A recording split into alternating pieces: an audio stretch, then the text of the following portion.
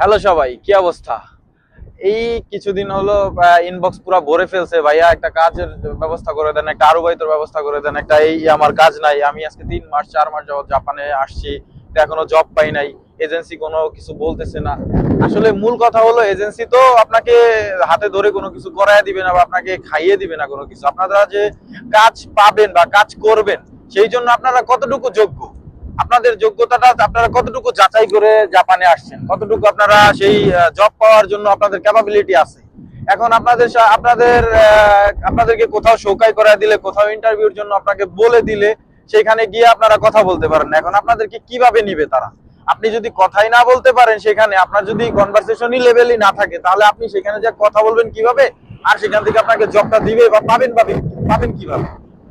আমাকে তো এটা এখন আমাদের নিজেদের বাসার মধ্যেই নিজেদের আত্মীয় স্বজন কাজিন যারা আছে তারাও আসছে, তারাও একই পরিস্থিতি।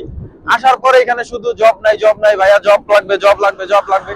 তো জব তো লাগবে, সেটা তো আমরা বুঝি, কিন্তু আপনি যে বাংলাদেশ থেকে N5 লেভেল শেষ করে আসছেন, যেটা বলেন যে ভাইয়া আমি N5 লেভেল শেষ করে আসছি, আমি N4 লেভেলে পড়াশোনা করতেছি, তো পড়াশোনা করলে আপনারা সেখানে গিয়ে কথা বলতে পারেন না কেন?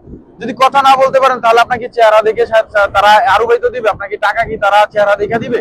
এখানে তো মায়ানমার আছে, নেপালের আছে, ভিয়েতনামের আছে, পাকিস্তানের আছে, সবাই জব পায়, আপনারা পান না।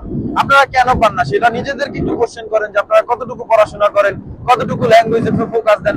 আইসায় যদি আপনাদের মূল উদ্দেশ্যই থাকে জাপানে আসে যে আরো করা, ইনকাম করা, টাকা ইনকাম করা, জাপানে ইনকাম হবে, তাহলে সেক্ষেত্রে আপনার নিজের নিজের যোগ্যতাটা ওইভাবে প্রস্তুতি নিয়েই তো আসা দরকার না। যেখানে তো আমি কাজ করব, আমি কি বোবা হয়ে কাজ করব? এখানে তো কাজ আমার তো টাকা ইনকাম করেই করতে হবে, মানে কথা বলে করতে হবে, তাই না? তো কথা বলে যদি করতে হয়, সেক্ষেত্রে আপনি তাহলে কি কতটুকু আপনার যোগ্যতা আছে যে আপনি এই কথাটা যদি নাই বলতে পারেন, আপনাকে টাকাটা কেন দিবে তারা? টাকাটা কেন দিবে আপনি আমাকে বলেন। আপনি যদি কোনো কোম্পানির মালিক হইতেন, তাহলে আপনি কি যদি কেউ কথা না বলতে পারতো, সেই রকম কোনো মানুষ আপনি টাকা টাকা দিতেন? আপনি সেরকম কোনো মানুষকে আপনি নিজের কোম্পানিতে শোকাই করতেন? অবশ্যই করতেন না। সো সেম অ্যাজ লাইক জাপানটাও তো এরকমই, যে ভাই আপনি একটা কোম্পানিতে কাজ করবেন, একটা রেস্টুরেন্টে কাজ করবেন, একটা ইয়েতে কাজ করবেন, আপনি কথা না বলতে পারলে আপনি শুধু এজেন্সির দোষ দেন, ভাই এজেন্সি জব দেন, এজেন্সি তো বাংলাদেশ থেকে মানুষ নিয়ে আসে, এখানে তো আর এজেন্সির কোম্পানি নেই, যা এখানে তো এজেন্সির রেস্টুরেন্ট নাই, এখানে তো এজেন্সির দোকান নাই যে এজেন্সি আপনাকে এখানে চাকরির জন্য সবাই করে। এজেন্সির দোষ আছে ঠিক আছে, কিন্তু নিজের কতটুকু যোগ্যতা আছে? যোগ্যতাটাকে ঠিক করেন, পড়াশোনা করেন, করেন, তারপর যদি জব দেওয়া হয়, সেক্ষেত্রে বলে যে আসলে ভাই কথা বলতে পারি, সবকিছু ঠিকঠাক আছে, তারপরও কেন আমাদের জব দেয় না? তখন আপনি জাপান জানায়েন যে জাপানের মানুষ ভালো না, জাপানের দোকানদার ভালো না, জাপানের এই কোম্পানি ভালো না। সবাই জব পায়, আপনিও পাবেন যদি আপনার সেরকম যোগ্যতা থাকে। তো আপনারা সবাই নিজে